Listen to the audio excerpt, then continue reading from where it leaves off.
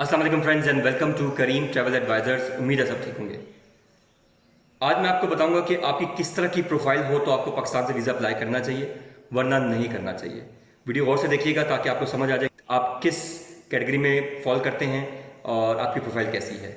एक अच्छी प्रोफाइल पाकिस्तान में कौन सी होती है जिसके बेस पे आप वीज़ा अप्लाई करें और आपको पता हो कि इंशाल्लाह मेरा वीज़ा 100% नहीं लेकिन 70-80% चांस है कि वीज़ा लग जाए। आपका अच्छा खासा बिजनेस हो जिसकी कम से कम लाखों की टर्नओवर हो महीने की, उसके बाद वो बिजनेस रजिस्टर्ड होना चाहिए, एनटीएन आपका बना हो और उसके अलावा आप चैम्बर के मेंबर हो और आपकी मेंबरशिप को कम से कम भी तो 3 से 4 साल हो गए हों।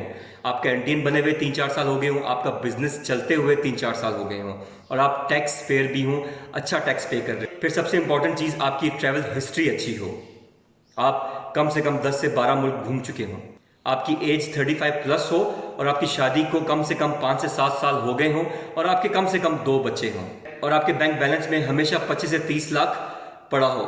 ये सारा कुछ आता है अच्छी प्रोफाइल में।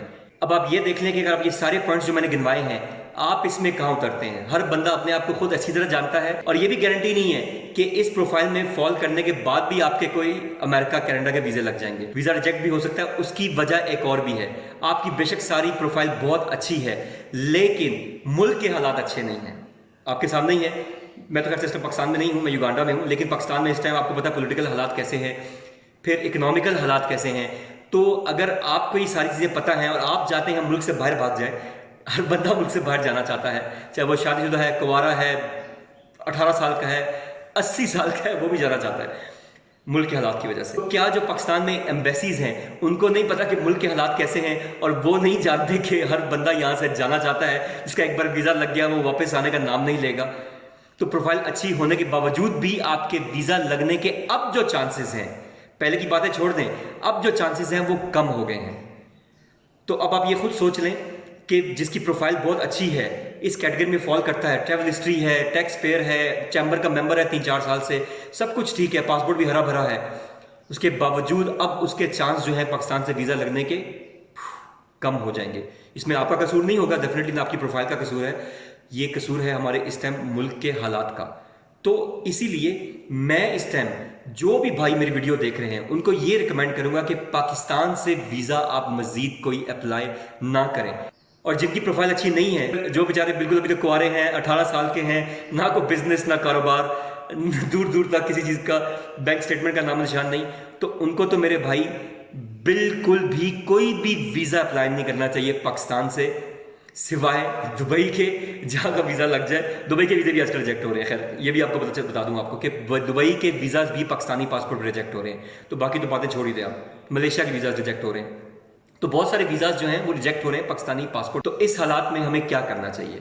चाहे आप फ्रेश खास तौर पे जो फ्रेश पासपोर्ट वाले हैं, प्रोफाइल अच्छी है जिनकी, उनको तो चलो समझ होगी, वो खुद भी समझदार हैं, उनको पता है कि क्या करना है। लेकिन जो बिल्कुल फ्रेश पासपोर्ट पे हैं या जिनकी ट्रैवल हिस्ट्री नहीं है, उनको मेरा बरादराना मशवरा ये है कि वो दुबई चले जाएं। खुद भी ओमान का फ्रीलांस वीज़ा, कतर का फ्रीलांस वीज़ा, आज़ाद वीज़ा जैसे कहते हैं, और दुबई का वीज़ा आज़ाद वीज़ा, इन तीनों का प्रोसेस भी कर रहा हूँ। लेकिन मैं फिर भी आपको ओमान, कतर या बहरीन किसी और जगह जाने का नहीं कहूँ। मैं नहीं कह रहा, आप यूट्यूब पे वीडियोस देख लें, बहुत सारे यूट्यूबर्स, बहुत सारे लोग, बहुत सारे आपके जानने वाले, मेरे जानने वाले दुबई से आगे मूव हुए हैं। मैं खुद युगांडा में उस टाइम, लेकिन मैं आपको यही मशवरा दे रहा हूँ कि सबसे बेहतरीन जो गेटवे है पाकिस्तान से निकलने का और आसान और सस्ता, वो है दुबई। दुबई का आज़ाद वीज़ा ले लें और कोशिश करें कि आप अच्छी कैटेगरी का वीज़ा लें। अगर आप पढ़े लिखे हैं, जो भाई पढ़े लिखे नहीं है, मैं उनको सजेस्ट करूंगा कि लेबर कैटेगरी वीज़ा ले लें। आप ये करें कि अपनी कंपनी बना लें। दोनों आपको बहुत सही मशवरे दे रहा हूं, अगर आप थोड़ा सोचें इसको। अगर आप पढ़े लिखे नहीं हैं, आपकी तालीम मैट्रिक है या अंडर मैट्रिक है या नॉर्मल है, तो आप इन्वेस्टर वीज़ा ले लें दुबई का। आप लेबर कैटेगरी का वीज़ा मत लें। अगर आपके प्लान है आगे निकलने के, हाँ, अगर दुबई में जाना चाह रहे हैं, काम करना चाह रहे हैं, तो फिर तो आप कोई भी कैटेगरी का वीज़ा ले लें। लेकिन ये वीडियो उन भाइयों के लिए जिनका प्लान है आगे किसी अच्छी जगह मूव होने का, तो आप या तो इन्वेस्टर वीज़ा ले लें अगर आपकी तालीम कम है, क्योंकि इन्वेस्टमेंट तो कोई भी कर सकता है, चाहे वो 1 क्लास भी नहीं पढ़ा हुआ, पैसा जिसके पास है इन्वेस्टमेंट कर ले, तो इन्वेस्टर वीज़ा कोई भी ले सकता है। कभी भी वैसे ये सवाल नहीं करती कि आपकी तालीम कितनी है इन्वेस्टर वीज़ा पे।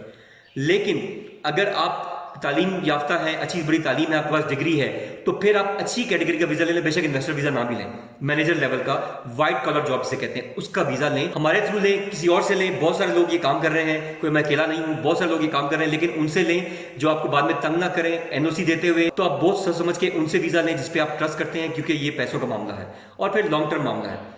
हमसे अगर प्रोसेस करवाते हैं तो आपको आज़ाद वीज़ा भी देंगे, फिर आपके आगे जो वीज़ाज का प्रोसेस है वो भी करेंगे इंशाल्लाह ताला, क्योंकि आपको पता है ये हमारा काम है। तो आपका सिर्फ दुबई का वीज़ा नहीं, आपके आगे के वीज़ा जो भी प्रोसेस होने हैं वो इंशाल्लाह हम सब खुद करेंगे। और सही बंदे के हाथ में पैसे दीजिएगा ताकि आपको प्रॉब्लम ना हो, जिसपे आपको ट्रस्ट हो। तो ये ना हो कि आपके आधे पैसे दे दिए, कल को आपको कह रहे हैं जी, क्योंकि 1.5-2 माह तो लग जाते हैं, लेकिन कई बार आपको 6-6 महीने भी ख्वार होते हैं जी, वीज़ा नहीं आया अभी तक, ये नहीं हुआ वो नहीं हुआ। तो बहुत सोच समझ के काम करें। सिंपल मेरा कहने का मकसद ये है सारी बातों का कि अगर आप अभी पाकिस्तान में हैं और आपने कोई वीज़ा अप्लाई नहीं किया तो मेरे भाई बिल्कुल मत करें, आपका पासपोर्ट खराब होगा। जल्दबाजी मत करें, सोच समझ के सही डायरेक्शन में सब्र के साथ काम लें तो आप इंशाल्लाह कामयाब हो जाएंगे। अब जल्दबाजी करेंगे नुकसान उठा लेंगे। आप आज़ाद वीज़ा ले लें, फैमिली के साथ मूव हो जाए दुबई, कोई मुश्किल नहीं है, लेकिन कोई ना कोई हरकत करें, कोई मूव हो। पाकिस्तान में बैठ के गलत फैसले मत करें। पाकिस्तान के हालात इस टाइम सही नहीं है, पाकिस्तान से वीज़े अप्लाई मत करें, मेरा ब्रदराना मशवरा है। बाकी आपकी अपनी मर्जी है, आपका पैसा है, आपका पासपोर्ट है, आप खराब करना चाह रहे हैं करते रहें, मेरा कोई इसमें कुछ नहीं जाएगा। मेरा काम है सही बात करना और सही मशवरा दे देना। तो उम्मीद है आप सब भाइयों को मेरी बात समझ आ गई होगी।